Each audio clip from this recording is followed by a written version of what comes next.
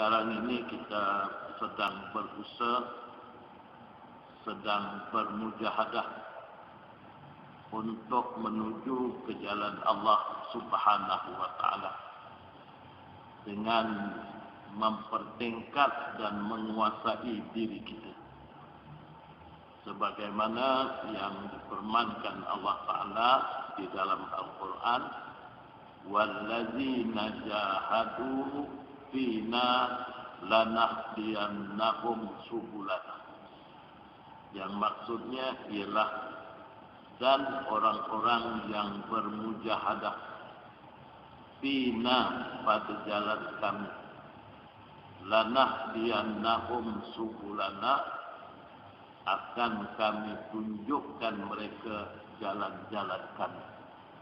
Mujahadah kita ini supaya kita dapat menguasai diri kita ialah apabila kita berjaya meletakkan diri kita dalam satu kedudukan yang disebut sebagai orang yang sampai ke tahap nafsu mutmainnah. Apabila sampai di tahap nafsu mutmainnah inilah seseorang itu telah berjaya menguasai dirinya. Sebelum daripada itu bermakna kita masih lagi dikuasai oleh nafsu kita. Jadi nafsu yang paling bawah bagaimana yang kita maklum, yaitu nafsu ammarah atau nafsu imarah. Ini nafsu yang paling bawah sekali yang menguasai kita.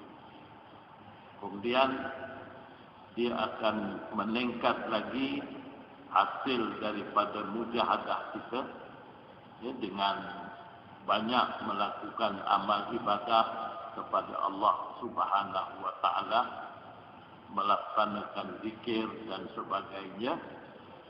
Akhirnya seseorang itu berjaya menaikkan dirinya daripada nafsu ammarah kepada nafsu lawwamah, dan dia terus lagi berusaha beribadah kepada Allah Ta'ala dengan lebih bersungguh-sungguh lagi.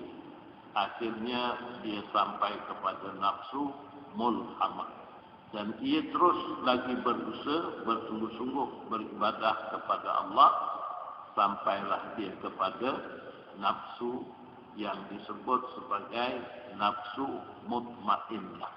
Inilah yang disebut nafsu yang terawal, yaitu nafsu yang mampu mengarahkan diri kita melakukan ketaatan, meninggalkan kemungkaran, mengajak ke arah perkara yang makruh dan mencegah daripada kemungkaran.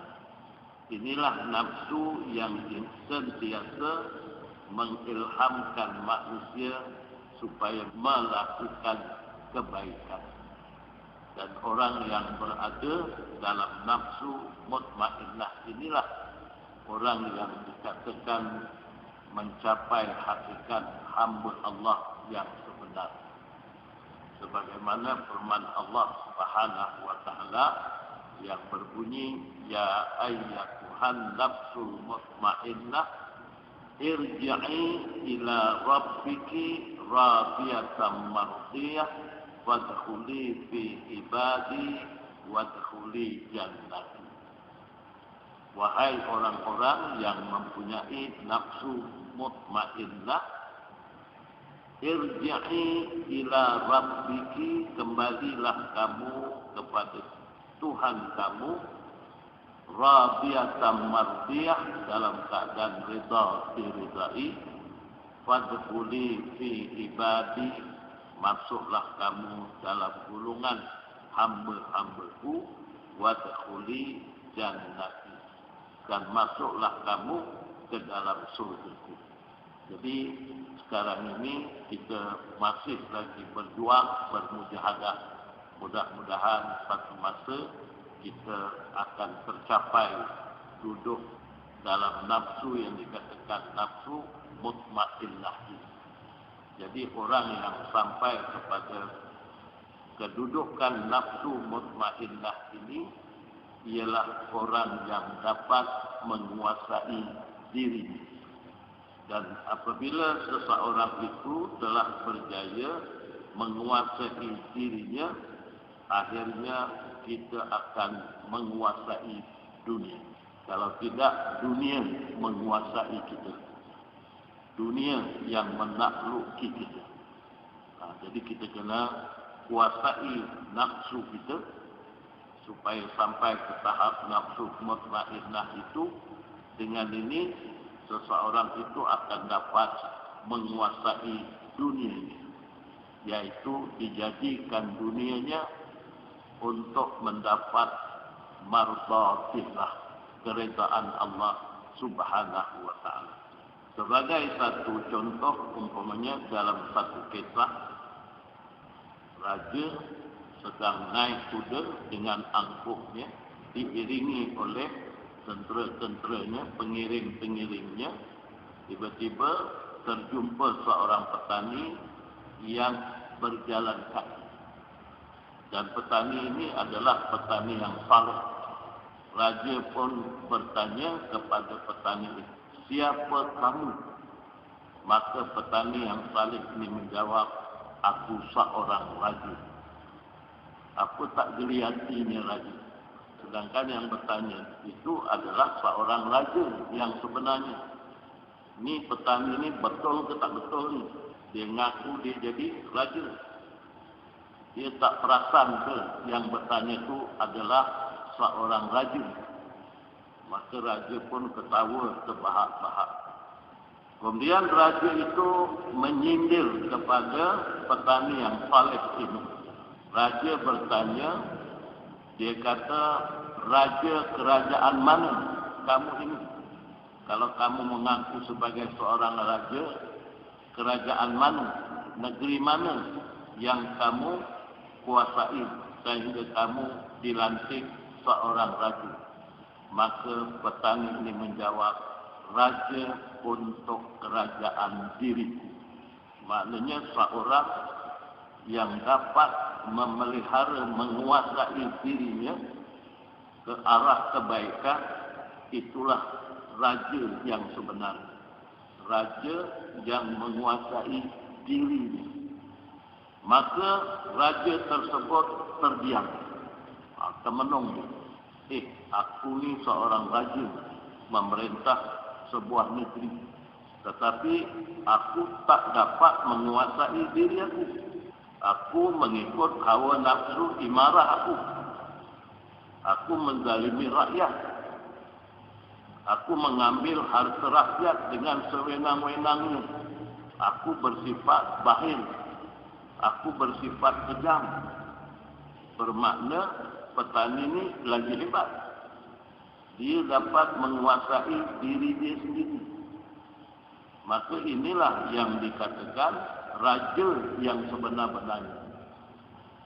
Kalau seorang raja itu dapat menguasai dirinya, barulah disebut raja dari sudut hakikatnya. Jadi yang paling penting kena kuasai diri. Itu yang Nabi kata, "Inna fil jasadi mudghah." Dalam diri manusia itu ada segumpal daging. Iza saluhat saluhal jasada kulluh, wa iza fasadat fasada jasada kulluh, ala wa hiya qalbu. Ya.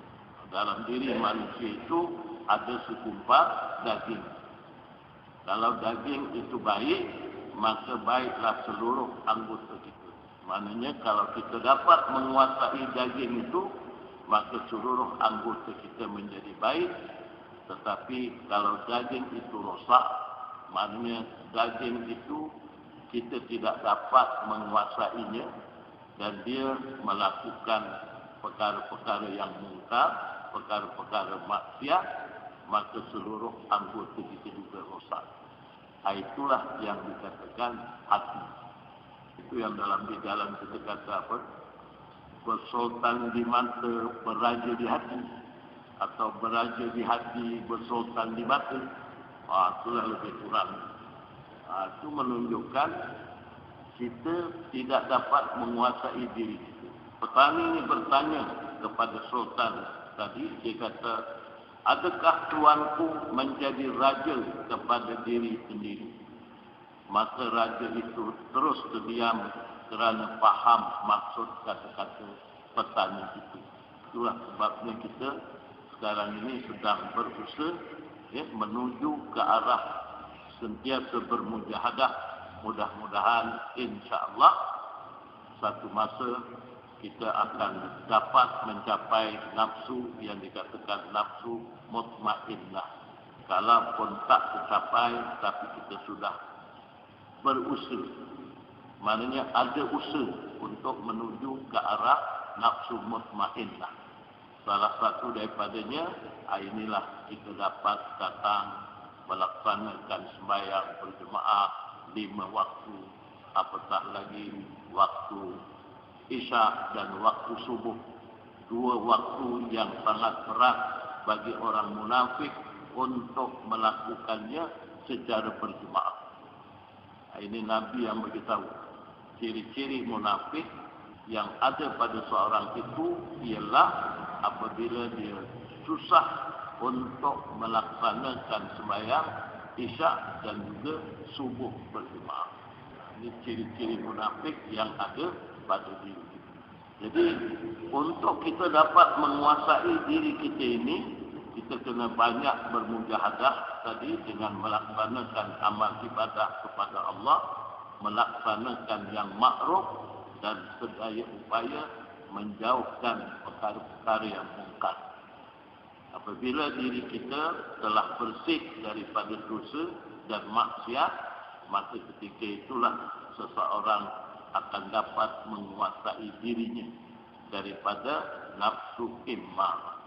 Dan pada pagi ini saya ingin sama-sama mengulang kaji dengan tuan-tuan salah satu daripada sembahyang yang juga amat penting bagi kita, yaitu melaksanakan sembahyang salat sunat tasbih. Kerana sembahyang ini matlamatnya satu saja, yaitu untuk memohon keampunan dosa daripada Allah Subhanahu wa taala. Walaupun kita dah buat, kita dah laksanakan, mudah-mudahan dengan kita dapat mengulang kaji ini, dia akan memberikan satu motivasi, menambah lagi kekerapan untuk melaksanakan sembahyang sunat. Sebagaimana yang kita maklum, Nabi SAW sangat menggalakkan untuk kita melaksanakan sembahyang sunat tasbih ini. Nabi berpesan, kalau boleh tiap-tiap hari kita buat sekali. Tak boleh tiap-tiap hari, seminggu sekali.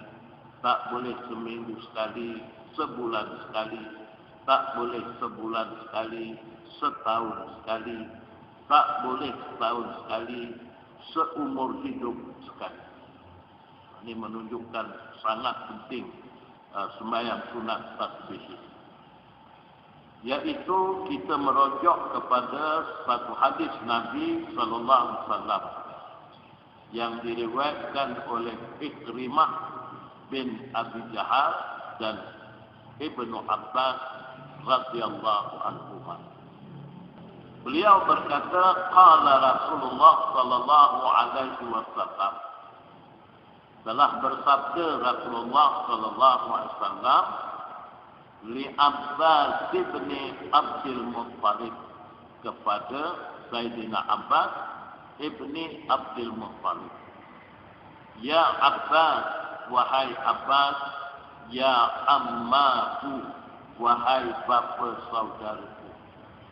Jadi Sayyidina Abbas ibni Abdul Muttalib ini ialah bapa saudara kepada Nabi sallallahu alaihi wasallam. Kerana Sayyidina Abbas ini adik beradik dengan ayahnya Nabi SAW, yaitu Abdullah ibni Abdul Muttalib. Jadi Nabi SAW berkata kepada bapa saudaranya, ala uqtika, ala amnahuka, ala ahbuka, ala af'alu bika asru khifafih. Idza anta fa'alta dzalika ghafarallahu laka dzambika awwaluhu wa akhiruhu wa qadimahu wa hadithahu wa khaz'ahu wa 'abdahu wa saghirahu wa kabirahu wa sirrahu wa 'alaniyatahu asru kisahih. Rasulullah menyatakan, wahai Abbas, bapa saudaraku, sukakah wahai bapa saudaraku jika aku berikan ala uqtika, ya? Sukakah kamu kalau aku berikan kepadamu ala amnahuka, aku kurniakan kepadamu, ala ahbuka, aku berikan hadiah istimewa kepadaku, ala af'alu bika asru khifafih, sukakah kamu sekiranya kamu melakukannya, kamu akan mencapai 10 kali. Idza, apabila anta, kamu, fa'alta, kamu lakukan, zalika, akan yang demikian itu, ghafarallahu laka dzambika, niscaya diampunkan oleh Allah Ta'ala bagi kamu, dzambaka, dosa kamu, awwalahu, yang awal, wa akhirahu, dosa yang akhir, wa qadimahu, dosa yang lalu, wa hadithahu, dosa yang baru dilakukan, wa khaz'ahu wa abdahu, dosa yang disengajakan, dosa yang tak disengajakan, wa saghirahu, dosa yang kecil, wa kabirahu, dosa yang besar, wa sirrahu, dosa yang tersembunyi, wa alaniyatahu, dan dosa yang nyata. Asru khifafih, maka berhasillah untuk kita mencapai 10 perkara, yaitu mendapat pengampunan dosa. Yang pertama, dosa yang awal. Yang keduanya, dosa yang akhir. Yang ketiga, dosa yang telah lalu. Yang keempat, dosa yang baru. Yang kelima, dosa yang disengajakan. Yang keenam, dosa yang tidak disengajakan. Yang ketujuh, dosa kecil. Yang kedelapan, dosa besar. Yang kesembilan, dosa yang tersembunyi. Dan yang kesepuluh, dosa yang zahir, yang nyata. Jadi 10 kedudukan dosa bila seseorang itu melakukan sembahyang sunat tasbih ini, maka Rasulullah SAW menyatakan Allah akan memberikan keampunan terhadap dosa-dosa. Jadi mudah-mudahan dengan kita dapat melakukan ini, ya, waktu kita mula datang ke dunia ini dalam keadaan fitrah, suci bersih daripada dosa, mudah-mudahan bila kita kembali kepada Allah Subhanahu wa Ta'ala juga kita telah suci bersih daripada dosa. Ya, walaupun kita tidak sunyi daripada melakukan dosa dan maksiat, tetapi atas sifat Allah Ta'ala yang maha pemurah, lagi maha mengasihani kepada hamba-Nya, Allah Ta'ala memberikan jalan keluar. Macam mana kita nak membersihkan diri kita daripada dosa dan maksiat. Selain daripada kita memohon ampun, bertaubat kepada Allah Ta'ala, dan salah satu daripada tanda yang kita benar-benar memohon keampunan itu, maka lakukanlah sembahyang tasbih. Nabi menyatakan selanjutnya, antusalliya arba'a raka'atin, bahawa kamu lakukan sembahyang sunat 4 rakaat. Jadi sembahyang tasbih ini ada 4 rakaat. Kalau dibuat waktu malam, 4 rakaat 2 salat. Mana 2 rakaat kita beri salat, lepas tu 2 rakaat kita beri salat. Kalau kita buat 4 rakaat di waktu siang, maknanya 4 rakaat itu 1 salat. Itu kalau dibuat waktu siang. Sampai diberikan ruang seluas-luasnya. Kalau tak dapat buat malam, buatlah siang. Tak dapat buat siang, buatlah malam. Taqra'u fi kulli rak'atin bi Fatihatil Kitab wa surah. Dan kamu baca pada tiap-tiap rakaat ialah bi Fatihatil Kitab, dengan membaca Fatihah dan surah. Kalau kita rujuk kepada kitab fiqh, umpamanya kita dah niat, katakan kita buat waktu malam, kita niat usalli sunnatat tasbihi rak'ataini lillah ta'ala. Saja aku sembahyang sunat tasbih 2 rakaat kerana Allah. Kalau buat siang, usalli sunnatat tasbihi arba'a raka'atin lillah ta'ala. Saja aku sembahyang sunat tasbih 4 rakaat kerana Allah Ta'ala. Kalau buat siang 4 rakaat, tak payah kita membaca tahiyat awal. Terus tak payah baca tahiyat awal. Jadi Nabi kata kaedah melakukannya ialah tiap-tiap rakaat kita hendaklah membaca Fatihah dan juga surah. Jadi rakaat yang pertama misalnya lepas kita niat, takbiratul ihram, serta niat, kemudian kita baca dengan kita, kemudian kita baca Fatihah, lepas itu baca surah. Antara surah yang disuruh kita baca rakaat yang pertama surah At-Takasur. Rakaat yang kedua suratul Ikhlas. Rakaat yang ketiga Qul ya ayyuhal kafirun. Rakaat yang keempat Qul huwallahu ahad. Pendek-pendek ini surah yang dicadangkan. Tapi kalau kita nak baca surah yang panjang-panjang, itu terserahlah kepada kita. Fa idza faraqta minal qira'ati fi awwali rak'atin.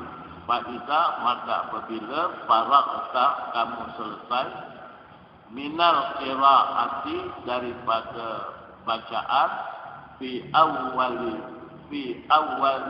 rak'atin, pada rakaat yang pertama, faqul, maka hendaklah kamu baca, wa anta qa'im, dan ketika itu kamu sedang berdiri, subhanallah walhamdulillah wa la ilaha illallah wallahu akbar khamsa asyrata. Nabi kata pada rakaat yang pertama, setelah kita selesai membaca Fatihah dan membaca surah, dan kamu masih berdiri ketika itu, maka bacalah tasbih, sembahyang tasbih, subhanallah walhamdulillah wa la ilaha illallah wallahu akbar, sebanyak khamsa asyratan, 15 kali. Sebanyak 15 kali. Summa tarka'u, kemudian habis 15 kali baca, Nabi pun suruh kita rokok. Fataqulu, dan ketika rokok itu, fataqulu, maka hendaklah kamu baca, wa anta raqi'un, dan kamu sedang rokok, asran, maknanya 10 kali baca tasbih sembahyang tasbih. Setelah kita baca tasbih rokok, ya, subhana rabbiyal azimi wa bihamdih, ya, 3 kali baca. Lepas tu sambung dengan tasbih, sembahyang tasbih 10 kali. Habis 10 kali, kata Nabi SAW, summa tarfa'u ra'saka. Kemudian kamu angkat kepala kamu minar roko'i, daripada rokok. Maknanya kita iktidal. Fataquluha asran.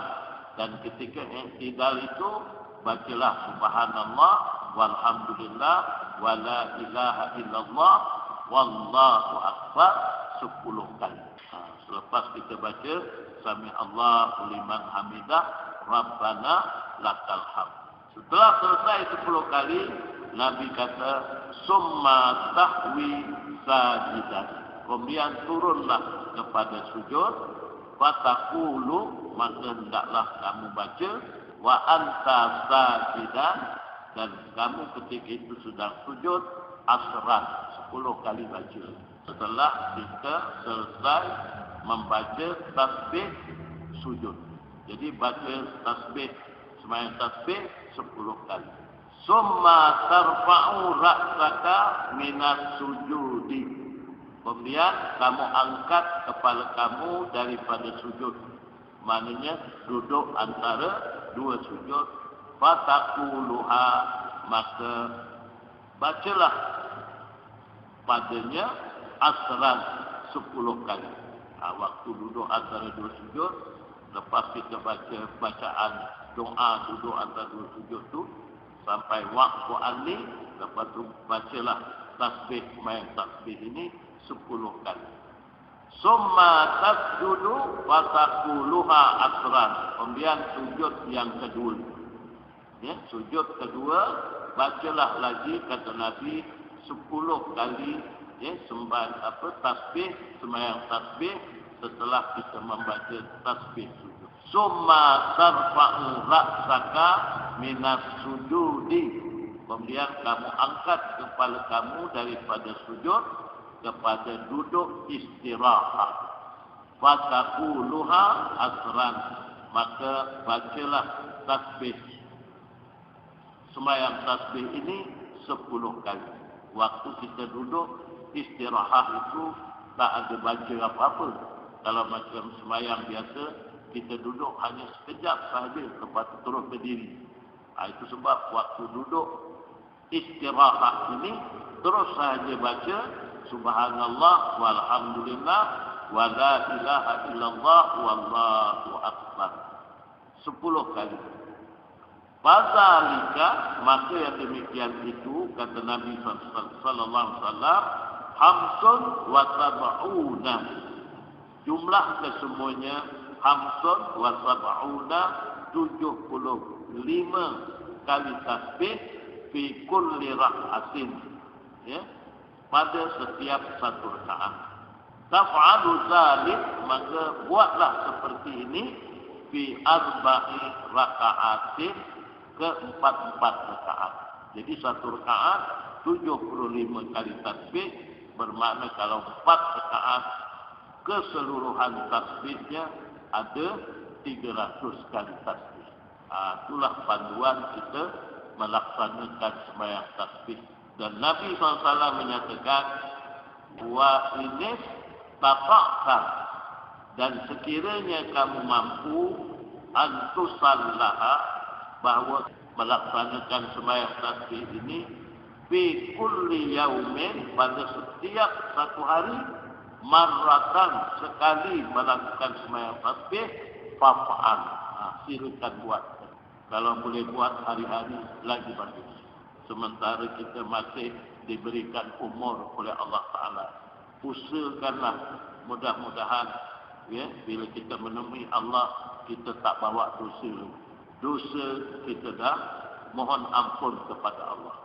Kita sajalah yang mengasihani diri kita sendiri.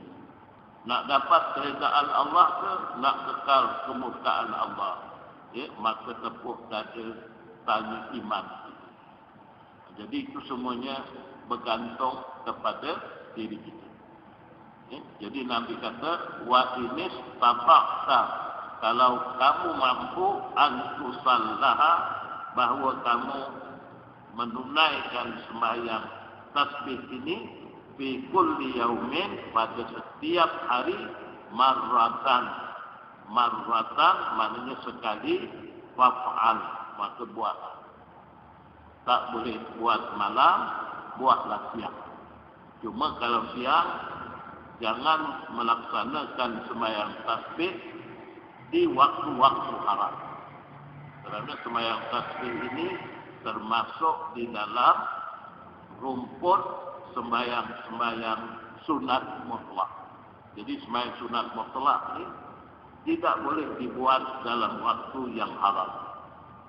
Dalam masa 24 jam, ada 5 waktu yang haram selain daripada kita berada di Masjidil Haram. Dekat Masjidil Haram tak ada waktu haram. Bila-bila boleh buat. Tapi lain daripada Masjidil Haram, tertakluk kepada waktu haram. Iaitu yang pertama, lepas sembahyang subuh tak boleh buat sembahyang sunat. Sembahyang sunat apa namanya? Sembahyang sunat mutlak. Kalau tertinggal sembahyang sunat subuh, boleh tak kita sembahyang subuh? Boleh, tak jadi apa. Walaupun lepas sembahyang subuh. Dengan syarat tidak sengaja meninggalkan. Ya. Ini lepas datang pergi masjid, Bilal dah azan, kita masih merokok lagi dekat sana, bawah pokok. Menghabiskan rokok sebatang. Habis rokok sebatang, Bilal pun azan. Lepas Bilal azan, ikut sama sembahyang subuh. Lepas sembahyang subuh, bangun buat sembahyang subuh. Sunat subuh, haram hukum. Pasal sengaja meninggalkan sembahyang sunat subuh.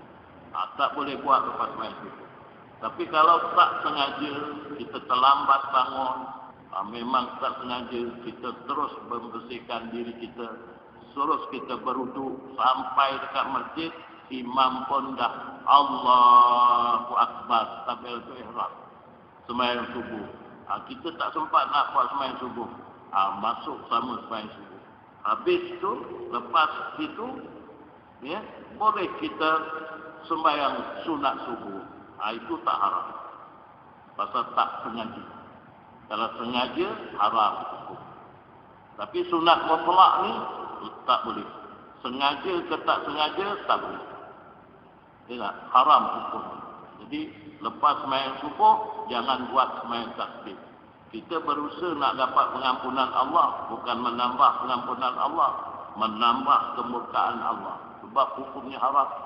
Itu yang pertama. Lepas sembahyang subuh, tak boleh buat sembahyang sunat tasbih. Yang keduanya, lepas terbit matahari hingga naik matahari segala. Naik matahari segala itu ialah masuk waktu duha. Itu mana bila dah masuk waktu duha tu, maknanya matahari dah naik segala. Habis kita buat sembahyang isyraq ni, belum masuk duha lagi. Sembahyang isyraq adalah sembahyang yang mempunyai waktu. Dia tak haram kita mengerjakan lepas terbit matahari. Itu pun untuk menghilangkan daripada keraguan-raguan, maka kita lanjutkan 10 minit atau 15 minit. Itu yang saya sengaja kuliah kita dilewatkan 10 minit.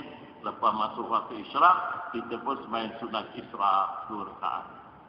Ditakdirkan saya terpanjang, bukan saya je lah, ustaz ke siapa-siapa tu ceramah subuh ni terpanjang. Ceramah, habis waktu isyraq. Tengok jam, habis waktu isyraq. Tak apa. Apa mesti buat? Tak payah sembahyang isyraq. Yang penting sembahyang 2 rakaat. Apa lepas isyraq tu? Sembahyang duha. Buat 2 rakaat. Yang penting sembahyang sunat sebelum meninggalkan masjid, kerana sebagaimana yang kita dah maklum, dah banyak kali baca hadis sahih dari Nabi SAW, orang yang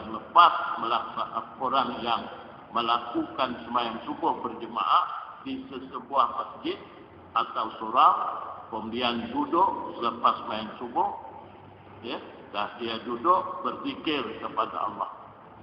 Termasuklah kita berada dalam majlis ilmu ni juga adalah majlis zikir. Ya, habis daripada situ, kalau waktu isyraq masih ada, kita buat sembahyang isyraq. Kalau isyraq dah habis, sembahyang duha. Ya, maka Nabi kata, ya, dia akan mendapat pahala haji dan umrah yang sempurna. Dan haji umrah sempurna itu, ya, Nabi sebut 3 kali, tamatan, tamatan, tamatan. Mudah-mudahan besok di akhirat, ya, kita tengah dalam keadaan kita kelang kabut, ya, untuk kita mengetahui sejauh mana amal-amal baik yang kita dapat, tiba-tiba dapat amal haji umrah yang berlipat kali ganda. Kita pun tanya malaikat, ya malaikat, saya cuma buat haji sekali saja seumur hidup. Ya, umrah pun sekali saja. Lepas tu tak mampu nak buat. Ini kenapa banyak sangat? Barulah malaikat beritahu, inilah pahala kamu duduk lepas lepas sembahyang subuh berzikir kepada Allah, dan kamu tidak akan meninggalkan masjid kecuali kamu telah sembahyang 2 rakaat sunat. Inilah pahala. Baru kita Allahu Akbar. Berapa suka kita. Ya, tak termasuk lagi sembahyang berjemaah 5 waktu. Tiap-tiap hari kita cetak waktu berjemaah. Sekali datang 1 haji, sekali datang 1 haji. 1 hari semalam 5 kali haji. Ya, berapa untung. Itu sebab muazzin kata, hayya 'alal falah, marilah mencari keuntungan. Ya, sahabat peringkat awal dulu bila disebut hayya 'alal falah, sahabat datang ramai-ramai pergi masjid. Ya, ingat ada keuntungan material. Bila panggil sini ada keuntungan, mari sembahyang. Ya, mari kita ambil keuntungan. Ingat, adalah keuntungan harta emas, perak, apa berombok Nabi tak bagi. Lepas sembahyang kosong, tak ada apa. Kata ada untung, tak ada apa pun. Sahabat tanya Rasulullah. Rasulullah, keuntungannya adalah keuntungan akhirat. Pahala ganjaran kamu sembahyang itulah untung. Ya, itulah kejayaan kamu. Barulah, ya, sahabat tahu, oh ini rupanya kejayaan. Besok di akhirat baru nampak. Dekat dunia memang tak nampak. Ya, kalau nampak betul-betul sekali sembahyang dapat 1000, tak tahu saya nak cakap. Ya, berebut orang masuk masjid. Ya, satu tempat penuh orang sembahyang. Ya, tak ada orang tak Islam. Orang yang bukan Islam pun masuk Islam. Tapi lepas sembahyang dapat 1000, lepas sembahyang dapat 1000. 5 kali sembahyang 5000. Wah, teruk macam itu. Tapi duit tak laku. Inilah, ini semua untuk akhirat. Jadi Nabi kata, kalau kamu mampu buat tiap-tiap hari sekali, silakan. Sejam aja bukanlah sangat. Ataupun 50 minit. Itulah lebih kuat. Kalau kita kata tak mampu pun tak menasabah. Ya tak? Tapi yang bercakap ni pun tak buat juga. Itu masalah itu. Ya. Tapi kalau disoal pun tak dijawab kita. Ya tak? Tengok bola sepak boleh. Macam mana nak jawab? Ya. Malaikat kata, awak tengok bola sepak boleh. Sembahyang untuk, ya, mengadu pada Allah tak boleh. Untuk Allah tak dijawab. Ya. Jadi Nabi kata kalau mampu memang first class. Tiap-tiap hari dibuat. Ya. Fa'in tastata', maka jika tak mampu, Nabi tahu. Ya. Nabi SAW tahu mati. Ya. Itu sebab Nabi bagi tahu lagi.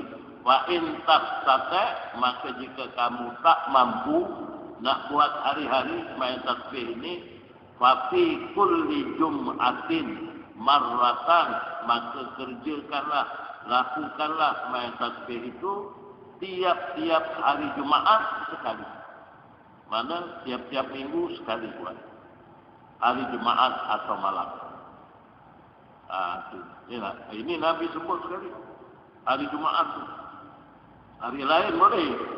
Sabtu boleh, Ahad boleh, Isnin boleh. Ya, tiap-tiap Isnin buat. Tak ada masalah. Tapi yang ini Nabi sebut hari Jumaat. Mana hari Jumaat ni lebih utama. Ya, sebab hari Jumaat ini Sayyidul Ayyam, penghulu segala hari, dan hari Jumaat ini adalah hari kita beribadah kepada Allah. Ya, kita menyambut kesyukuran kerana dapat merayakan hari raya mingguan ini, maka dipenuhi dengan ibadah. Yang keduanya, hari Jumaat ini adalah hari yang ditakuti oleh makhluk-makhluk yang lain selain daripada manusia dan jin. Kerana hari Jumaat ini berlakunya kiamat. Cuma jemaat bila tak tahu. Makhluk lain bila sampai Jumaat semua dah takut. Takut menghadapi kiamat. Padahal makhluk-makhluk yang lain tu tak macam kita. Patut kita lagi takut. Makhluk yang lain tak ada apa-apa dia menghadapi hari kiamat itu. Itu sebab digalakkan kita buat hari Jumaat. Ya, malam Jumaat ataupun siang Jumaat. Buat ya. Wa in tastata fa fi kulli jum'atin marratan. Maka jika kamu tidak mampu, setiap minggu lakukanlah sekali. Yang afdal, yang lebih baik ialah hari Jumaat. Jangan sampai Allah beri pinjam umur 70 tahun, 80 tahun, ya. Tiba-tiba kita tak pernah buat sembahyang tasbih sekalipun, rugi. Sampai kalau tak boleh setahun seumur hidup sekali jadilah. Itu maknanya dah paling teruk lah tu. Lagi teruk langsung tak buat. Itu sebab dalam satu hadis Nabi SAW menyatakan, khuzu junnatakum, ambillah perisai-perisai kamu, kata Nabi. Qulna ya Rasulullah, kami pun bertanya, ya Rasulullah, min aduwin qad khabar. Ya, adakah musuh akan tiba, akan datang? Sebab Nabi suruh ambil junnah. Junnah ni perisai. Nabi kata ambil perisai-perisai kamu. Ya, jadi sahabat kata, ada musuh ke datang? Nabi suruh ambil perisai. Kita masuk dulu kan perang, sebelah perisai, sebelah pedang. Jadi Nabi suruh ambil perisai. Qala, maka berkatalah Nabi SAW, la, bukan perisai nak perang tu. Junnatakum minan nar, perisai kamu dari api neraka. Kena sedia perisai api neraka. Ya. Apa bentuk perisai api neraka? Qulu, maka Nabi pun berkata, katakan olehmu, kata Nabi, subhanallah walhamdulillah wa la ilaha illallah wallahu akbar. Inilah dinamakan perisai api neraka. Subhanallah walhamdulillah wa la ilaha illallah wallahu akbar. Dan kalimah ini disebut juga dalam Quran al-baqiyatus shalihat. Ya, kalimah al-baqiyatus shalihat. Nama dia al-baqiyatus shalihat. Kalau ada orang kata baca al-baqiyatus shalihat, maka kita pun terus baca subhanallah walhamdulillah wa la ilaha illallah wallahu akbar. Itu namanya al-baqiyatus shalihat. Ya, dalam surah Kahfi umpamanya Allah SWT berfirman, wal baqiyatus salihatu khairun inda rabbika thawaban wa khairun amala.